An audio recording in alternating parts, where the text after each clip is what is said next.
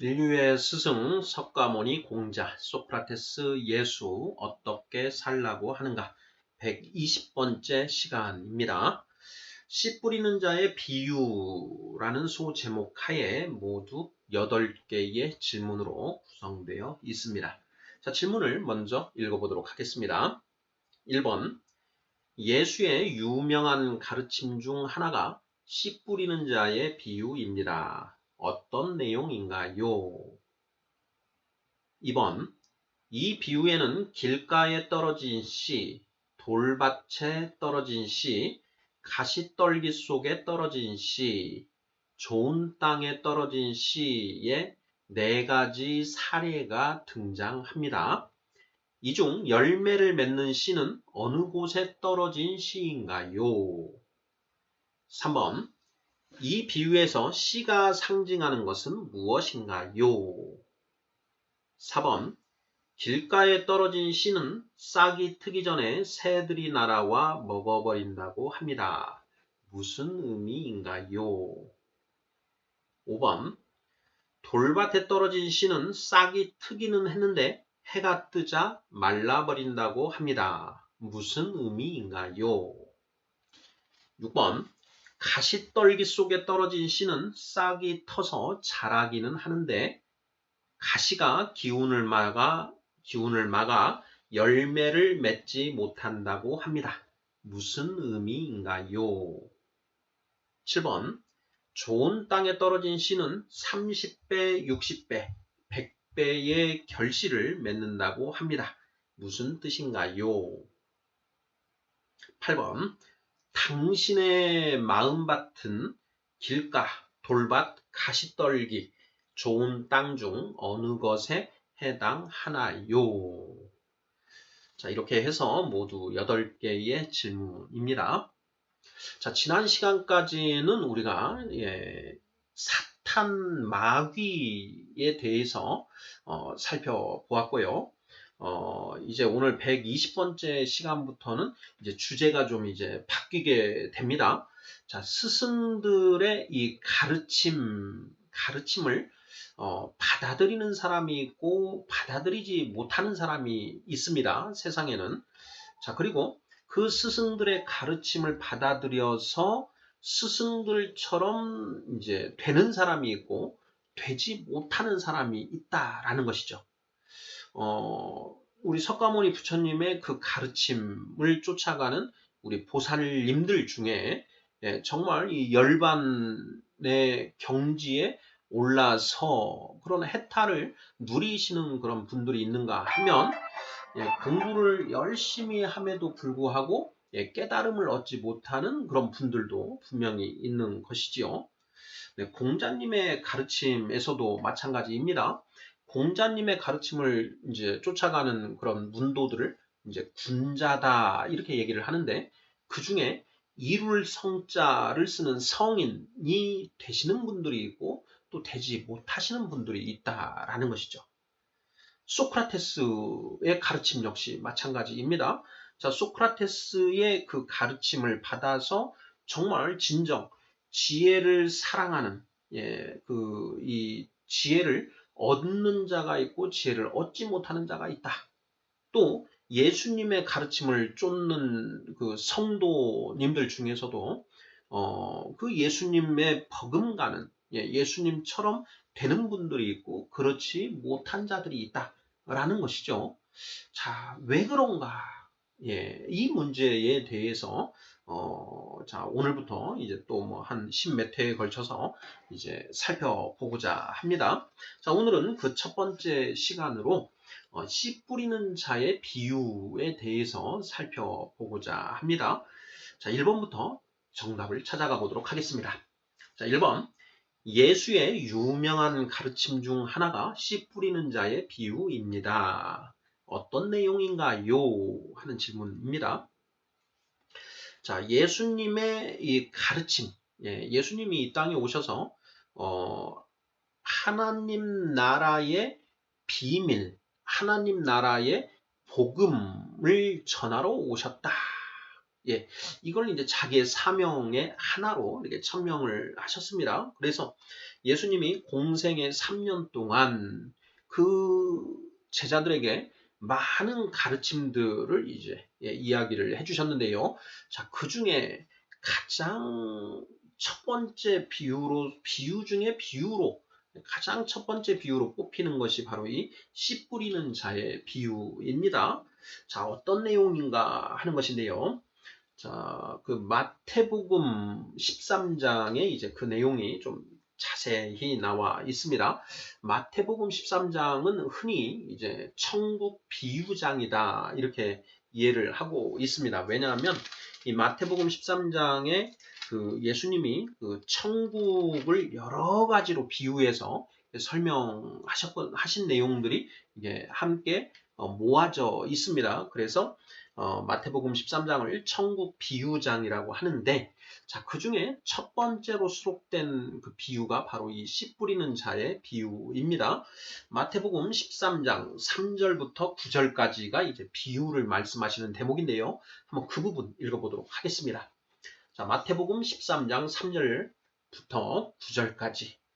예수께서 비유로 여러 가지를 그들에게 말씀하여 이르시되, 씨를 뿌리는 자가 뿌리러 나가서 뿌릴새 더러는 길가에 떨어짐에 새들이 와서 먹어버렸고, 더러는 흙이 얕은 돌밭에 떨어짐에 흙이 깊지 아니하므로 곧 싹이 나오나 해가 돋은 후에 타서 뿌리가 없으므로 말랐고, 더러는 가시떨기 위에 떨어짐에 가시가 자라서 기운을 막았고, 더러는 좋은 땅에 떨어짐에 어떤 것은 100배, 어떤 것은 60배, 어떤 것은 30배의 결실을 하였느니라.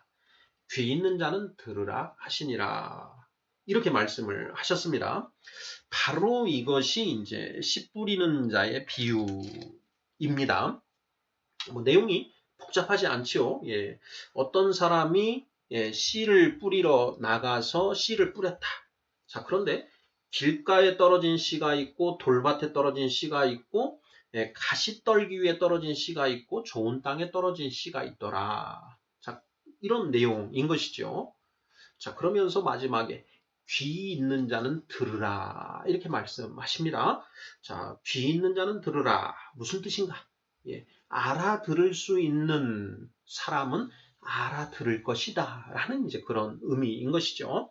자, 어찌됐든 자, 1번 문제. 예수의 유명한 가르침 중 하나가 씨 뿌리는 자의 비유입니다. 어떤 내용인가요? 자, 마태복음 13장 3절부터 9절까지 방금 읽은 그런 내용이 되겠습니다. 자, 2번 문제 보겠습니다. 자, 이 비유에는 길가에 떨어진 씨, 돌밭에 떨어진 씨, 가시떨기 속에 떨어진 씨, 좋은 땅에 떨어진 씨의 4가지 사례가 등장합니다. 자, 이 중 열매를 맺는 씨는 어느 곳에 떨어진 씨인가요?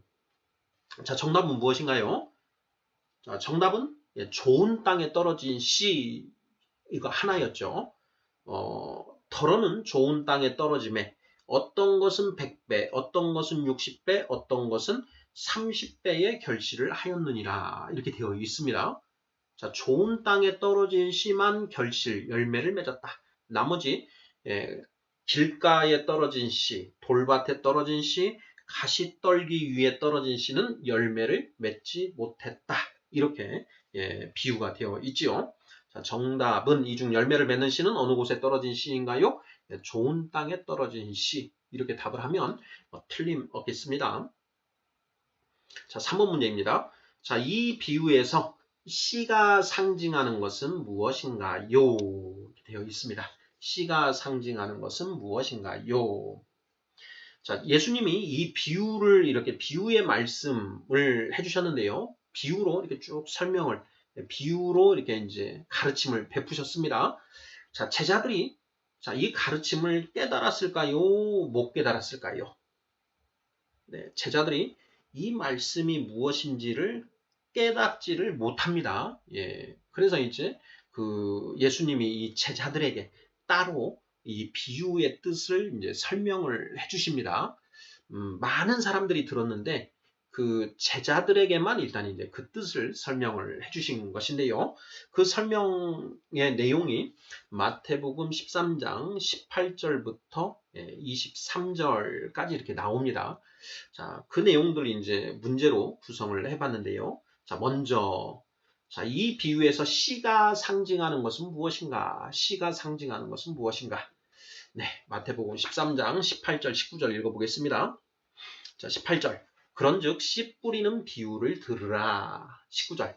아무나 천국 말씀을 듣고 깨닫지 못할 때는 악한 자가 와서 그 마음에 뿌려진 것을 빼앗나니 이는 곧 길가에 뿌려진 자요. 이렇게 되어 있습니다. 자, 여기에 보면 아무나 천국 말씀을 듣고 깨닫지 못할 때는 악한 자가 와서 그 마음에 뿌려진 것을 빼앗나니 이렇게 되어 있습니다.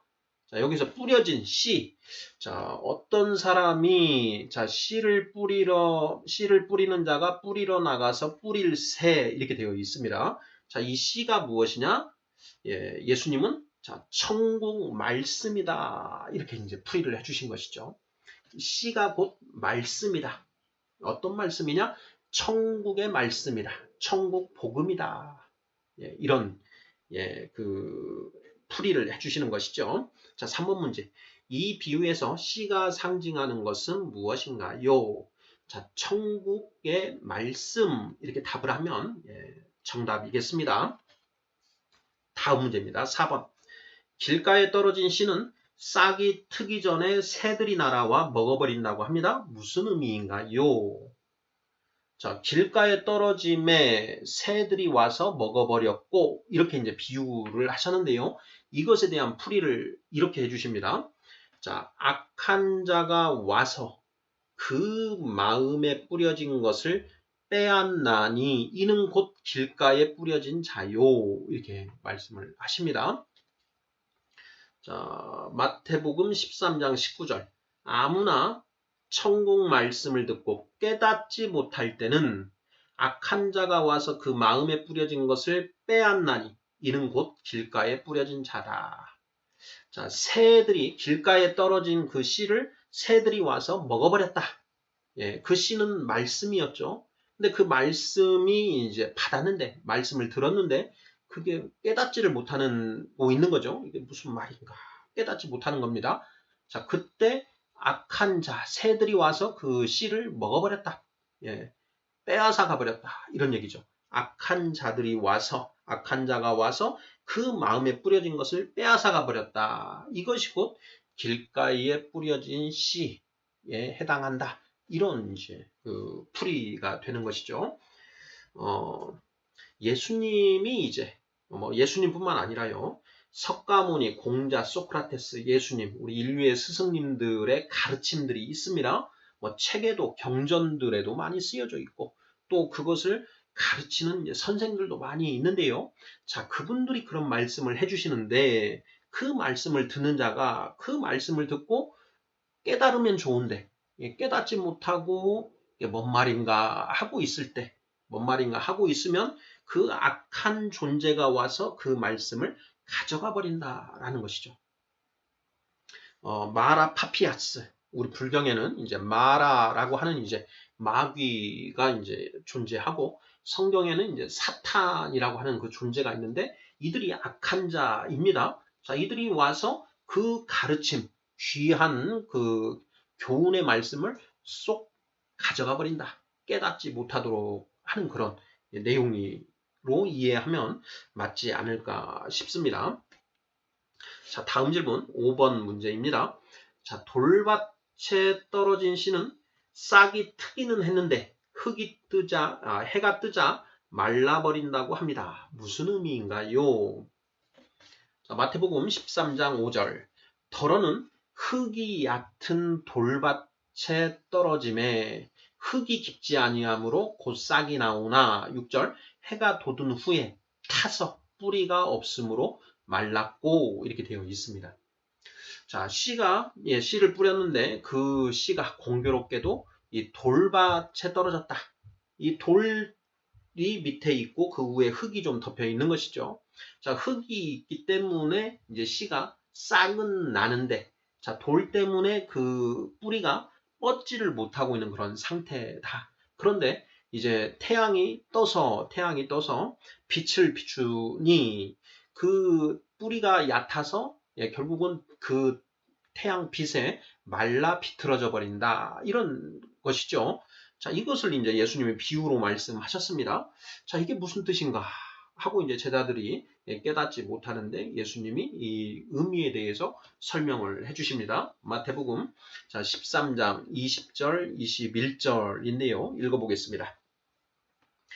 돌밭에 뿌려졌다는 것은 말씀을 듣고 즉시 기쁨으로 받되 그 속에 뿌리가 없어 잠시 견디다가 말씀으로 말미암아 환난이나 박해가 일어날 때에는 곧 넘어지는 자요. 이렇게 되어 있습니다. 자, 돌밭에 뿌려졌습니다. 흙이 어느 정도는 있기 때문에 자, 그 씨가 이제 떨어져서 이제 싹은 텄습니다. 자, 말씀을 받고 즉시 기쁨으로 받았다. 그 말씀을 이제 깨달은 것이죠. 아, 저것이 저런 의미구나. 아, 참 귀한 가르침이다. 라는 것까지 이제 안 것입니다. 그래서 기쁨으로 받았는데, 자, 뿌리가 없어서, 뿌리가 얕아서 잠시 견디다가 그 말씀으로 인해 환난이나 박해가 일어나자 곧 넘어졌다. 이렇게 넘어지는 자가 바로 이 돌밭을 가지고 있는 자다. 이렇게 이제 비유를 하는 것이죠. 말씀을 이제 듣고 일시적으로 기쁨으로 받았지만 그 말씀대로 살아가려고 하니까 환난이나 박해를 받게 된다. 누군가 핍박을 한다라는 것이죠. 자, 그러자 내가 무슨 내 처지에 무슨 부처님이냐, 내 처지에 무슨 군자냐, 내 처지에 무슨 하나님이냐, 뭐 이러면서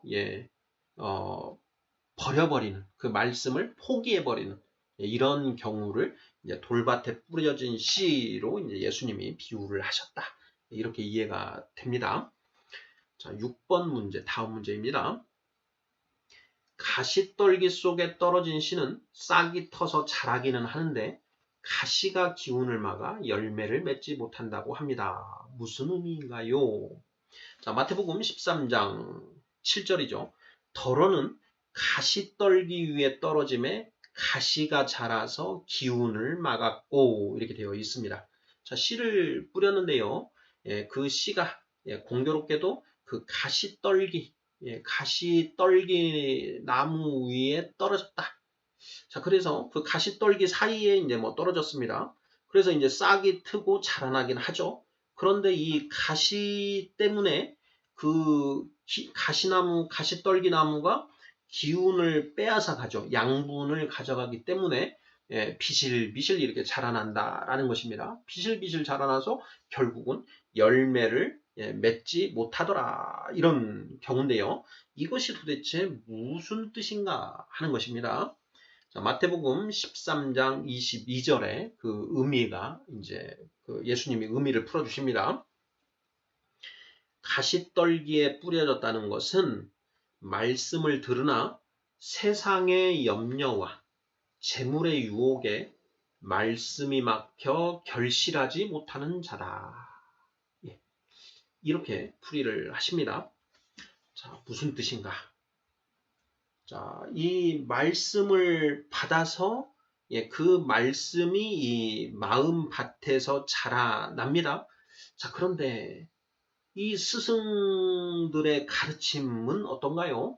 그 가르침을 이렇게 들어보면 이 세상에서 정말 이렇게 착한 둥이로 이렇게 살아야 되는 뭐 원수를 사랑해야 되고 뭐 원수가 굶주릴 때에는 떡을 주고 원수가 목마를 때에는 먹을 것을 주고 누가 왼밤을 때리면 오른밤을 돌려대고 겉옷을 달라고 하면 속옷까지 벗어주고 뭐 이런 내용들이 이제 스승들의 가르침이다라는 것이죠. 뭐 욕심 부리지 마라. 이런 온갖 그런 그 가르침들이 있습니다. 자, 그 가르침대로 살려고 보니 참 뭐 이 세상에서 먹고 사는 것도 막막하고 그리고 자, 부자가 되는 것은 더더욱 안이로소이다 하는 그런 가르침들이다라는 것이죠. 자, 그래서 그 가르침을 받았기는 받았는데 이 가르침대로 살려고 보니까 참 먹고 살기도 힘들고 부자가 되는 것은 아주 불가능한 것처럼 이렇게 보이는 것이죠. 그래서 그럼 먹고 사는 문제, 일단은 내가 먹고 사는 것이 중요하지. 지금 내가 저렇게 사는 게 먼저 중요하냐. 일단은 호구지책부터 먹고는 살아야 될 거 아니냐 해서 그건 제껴놓고 먹고 사는 문제에 이제 매달리는 것이죠. 예. 그리고 어느 정도 먹고 살 수는 있는데 이 어느 정도 먹고 사는데 이 말씀대로 살려고 보니까 이 세상 속에서 부자 되는 수는 없겠다 이런 생각이 드는 것이죠. 그래서 그 재물의 유혹, 더 부자가 되고 싶은 욕심에 아유 무슨 말씀은 말씀이냐 하고 말씀은 이제 옆으로 제껴놓는 이런 경우다. 자, 그런 경우가 곧 가시떨기에 떨어진 씨로서 그 가시로 인하여 기운이 막혀서 열매를 맺지 못하는 그런 경우의 사람이다. 이렇게 풀이를 해주신 것이죠. 네, 우리 시청자분들 다 이해가 되시죠? 뭐 어려운 얘기는 아니지 않습니까? 예. 자, 7번째 문제입니다.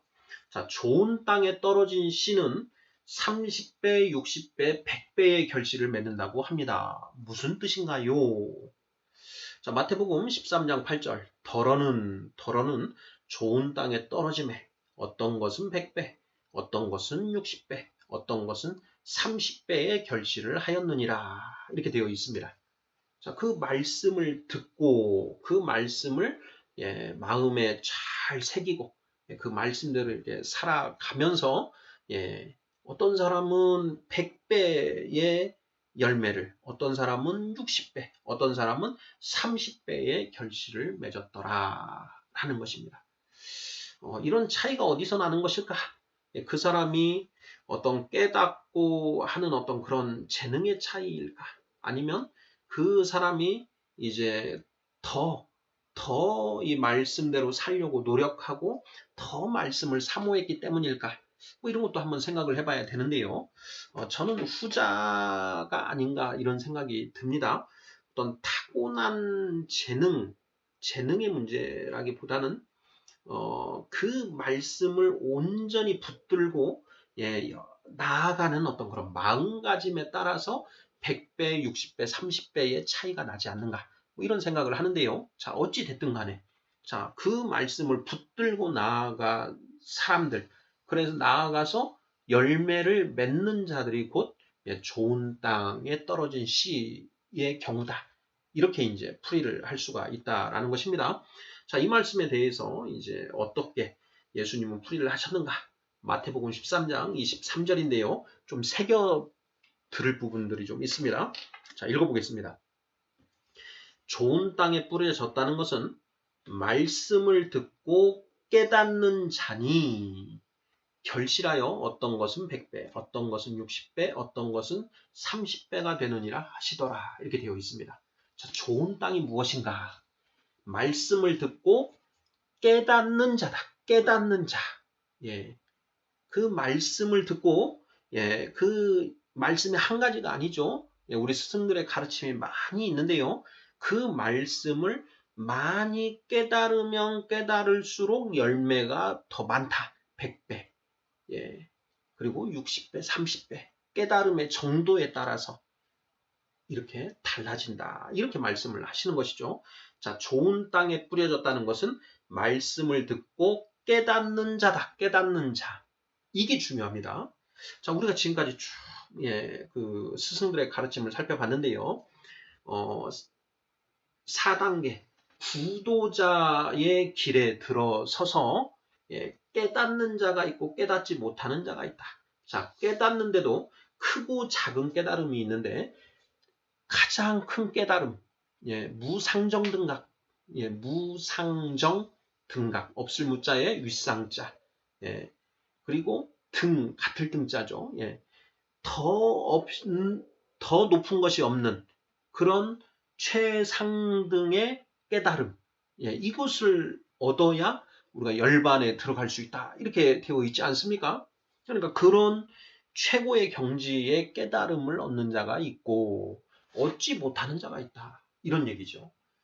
자, 중요한 것은 그 깨닫는 것이 어떻게 깨닫는 것이냐. 그 사람의 자질로 깨닫는 것이냐. 아니면 정말로 그 깨달음을 얻기 위해서 간절히 나아감으로 얻는 것인가. 우리 석가모니 부처님은 어떠셨나요? 29살에 출가하셔서 그 6년 동안 온갖 고행과 그리고 온갖 공부 이걸 다 하셨다라는 거죠. 고행을 하실 때에도 다른 그 고행 같이 했던 그 5 비구보다 더 처절하게 이렇게 고행을 하셨죠. 그러니까 이러한 그런 절박한 그런 마음, 간절한 마음을 가지셨기에 그 무상적 등각이라고 하는 최고의 깨달음에 돌입할 수 있지 않았을까 이런 생각이 듭니다. 자, 성경에도 구하라 찾으라 두드리라 그러면 너희가 얻을 것이요 찾을 것이요 문이 열릴 것이다 이렇게 이야기를 하거든요. 그러니까 그런 간절함으로 정말 이렇게 나아가는 일편단심의 마음 이것에 의해서 그게 가능한 것이지 단지 머리가 좋다라고 해서 그것은 아니다. 뭐 이런 생각이 듭니다. 자, 좋은 땅에 떨어진 씨는 30배, 60배, 100배의 결실을 맺는다고 합니다. 무슨 뜻인가요? 좋은 땅은 말씀을 듣고 깨닫는 자다. 말씀을 듣고 깨닫는 자. 이 경우에만 깨닫는 자만 결실할 수 있다. 라는 것이죠. 여기에 결실은 그 스승들의 경지에 올라가는 것 이게 바로 결실입니다. 물론 뭐 100배, 60배, 30배라고 했으니까 100배가 스승들의 경지, 60배는 그것보다는 좀 못한 경지, 30배는 좀 그것보다는 못한 경지지만 30배, 60배, 100배 이렇게 깨닫는 열매를 맺는 자들은 다들 어른의 경지에 들어가는 그런 단계를 의미한다라는 것만은 틀림없는 것 같습니다. 자, 마지막 8번 질문입니다. 자, 당신의 마음밭은 길가, 돌밭, 가시떨기, 좋은 땅 중 어느 것에 해당하나요? 하는 질문입니다. 네, 우리 시청자분들 4가지 비유였습니다. 자, 길가에 떨어진 씨, 자, 말씀을 듣고 깨닫지 못하는 중에 악한 자가 와서 그 말씀을 빼앗아 가버린다. 무슨 대도 않는 소리냐 지금 먹고 살기도 힘든데 무슨 저건 배부른 소리냐 이런 이제 마음을 가지고 마음 문을 완전히 닫아버리는 그게 이제 길가밭이고요. 자, 2번째는 그 말씀을 듣고 좋은 말씀이다. 정말 진리의 말씀이다 하고 기쁨으로 받았는데 그걸로 인해서 이제 환난이나 핍박이 옵니다. 예를 들어서 뭐 직장에서 정직하게 내가 하기 위해서 이렇게 하는데 뭐 위에 상사가 야, 너 그렇게 해가지고 뭐 우리가 어떻게 이 건을 우리가 수주하겠냐? 가서 좀 그 아부도 좀 하고 좀 이렇게 뭐 접대도 좀 하고 이래야 되는 거 아니겠냐? 이러는 이제 너 그런 거 안 하려면 너 사표를 써라. 뭐 이런 경우가 있을 수 있죠. 자, 그럴 때 바로 그냥 이 핍박, 환난과 박해에 그래 내 주제에 무슨 하면서 그 말씀을 버리고 나아가는가. 자, 가시떨기 말씀을 받고 이제 그 말씀을 품고 말씀을 깨닫고 나아가려고 하는데 이 먹고 사는 문제 그리고 나아가서 부자가 되고 싶은 그런 욕망 이걸로 인해서 말씀을 붙들고 살면 그렇게 되기는 요원하다. 먹고 살기 또 힘들다. 목구멍이 포도창인데 목구멍에 이 거미줄 치게 생겼다. 자, 이런 염려 때문에 말씀을 버리고 스승들의 가르침을 버리고 이 세상적인 그런 그 흐름에 휩쓸려서 나아가는가. 자, 그렇지 않고 나는 그 말씀을 정말 붙들고 그 말씀에 그 깨닫기 위해서 더욱더 정진하고 공부를 하면서 나아가고 있는가. 이것에 의해서 그래서 깨달음이 있는가. 그 네 가지 경우에 우리 각자는 어디에 해당되는가 하는 것을 한번 생각해 보면 이 답이 나오지 않을까 싶습니다. 8번 문제. 당신의 마음밭은 길가, 돌밭, 가시떨기, 좋은 땅 중 어느 것에 해당하나요? 바로 이 씨 뿌리는 자의 비유에서 나온 이 네 가지가 우리의 마음밭의 상태를 네 가지로 나누어서 비유한 그런 말씀이다라는 거죠. 그러면서 내 마음밭은 어떤가? 가장 좋은 밭은 이 밭이 이렇게 잘 이렇게 그 쟁기로 아니 이렇게 로타리로 이렇게 잘 그 갈아서 흙을 부슬부슬하니 이렇게 만들어 놓고 고루 이렇게 해서 거기에 이제 씨가 뿌려지면은 잘 자라나지 않습니까? 그리고 그 마음밭에 거름도 충분히 퇴비도 이렇게 있으면 더 쑥쑥쑥쑥 자라날 것이고요. 자, 과연 내 마음밭은 어떤 상태인가? 이게 탁탁하게 굳어 있는 이렇게 씨가 떨어져도 그 전혀 파고 들어갈 틈도 없는 그런 마음밭의 상태인지 어쩐지 하는 것을 우리가 한번 좀 생각해 보면서 이걸 좀 우리가 내 마음밭의 상태는 어떤가 하는 것을 좀 이렇게 생각을 해봐야 되겠고요. 만약에 정말 이렇게 딱딱한 그런 어떤 굳은 땅 같은 그런 모습이다. 그러면 꼭대기로 파서 삽질을 하고 그렇게 해서 잘 일궈서 부슬부슬한 그런 좋은 땅으로 만들고 거기에 퇴비도 좀 이렇게 많이 주고 해서 거름도 많이 주어서 기름진 어떤 그런 상태로 만들어 놔야만 그 말씀을 우리가 받아서 열매를 맺을 수 있지 않을까 하는 그런 생각이 듭니다. 자, 인류의 스승, 석가모니 공자, 소크라테스, 예수 어떻게 살라고 하는가? 자, 오늘은 씨 뿌리는 자의 비유에 대해서 살펴보았습니다. 길가밭, 돌밭, 가시떨기밭, 좋은 땅, 좋은 땅을 우리가 만들어 갈 수 있다라는 것, 그것까지 한번 좀 생각을 해보면 어떨까 싶습니다. 감사합니다.